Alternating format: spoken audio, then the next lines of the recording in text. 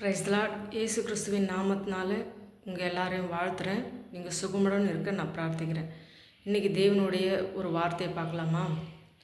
பரலோகத்தின் தேவனுடைய சித்தத்தின்படி நடக்கிறவன் எவனோ அவன் எனக்கு சகோதரனும் சகோதரியும் தாயுமாய் இருக்கிறான்னு சொல்லிட்டு மத்தேயில மத்தேயு 12:50 ஒரு நிமிஷம் மத்தேயு 12:50 சொல்கிறார் அவர்.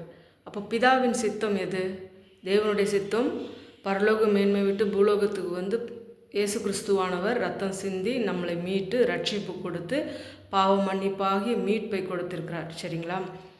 அந்த தேவன் பின்பற்றுவது, அவர் முன்மாதிரியாக நம்மளுக்கு நடந்து செல்கிறார். அவர் செஞ்ச காரியங்களை, அவர் சொல்லிய காரியங்களை, அவர் நடத்திய காரியங்களை பின்பற்றணும். சரிங்களா?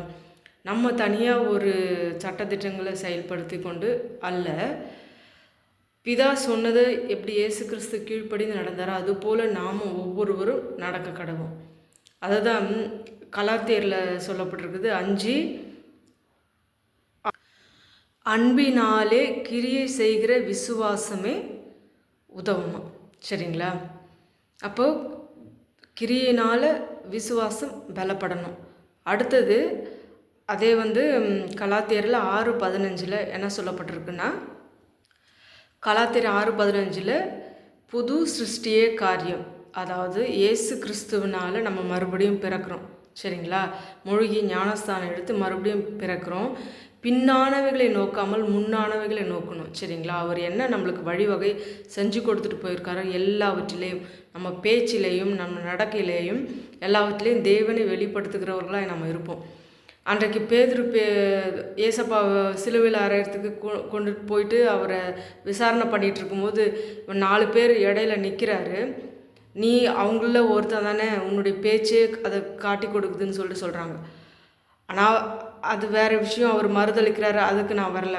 நம்ம பேச்சில், நம்ம நடக்கையில், நம்ம செயல்பாட்டில் எல்லாவற்றிலையும் நம்ம வெளிப்படுத்தணுமே கண்டி தேவனை வீணில் வழங்கக்கூடாது. நம்மளுடைய காரியங்கள்னால தேவனை அலட்சியப்படுத்தக்கூடாது. அவருடைய நாமத்தை நம்ம வீணில் வழங்கக்கூடாது. அது கரெக்டாக நம்ம செயல்படணும். அது தேவனுடைய சித்தத்தின்படி நம்ம நடக்கும் பொழுது அவர் வழிநடத்த வல்லமை உள்ளவராக இருப்பார். நம்ம நாசியில் சுவாசமுள்ள மனுஷன்தான். தேவனே எனக்கு இரக்கம் பாராட்டுங்க, உம்முடைய சித்தத்தின்படி செய்ய, பிதாவின் சித்தத்தை நீங்கள் எப்படி செஞ்சீங்களோ அதுபடி உம்முடைய சித்தத்தின்படி செய்ய எங்களை வழிநடத்துங்கன்னு சொல்லிட்டு நம்ம ஒவ்வொருவரும் அவர்கிட்ட கேட்போம். தெய்வ சித்தத்தின்படி வழிநடத்தி நம்ம அவருக்கு சகோதரி சகோதரன் தாய். எத்தனை மேன்மை இல்லையா? அந்த பாக்கியத்தை பெற்றுக்கொள்ளலாமா? ஆமேன். அல்லேலூயா. நன்றி.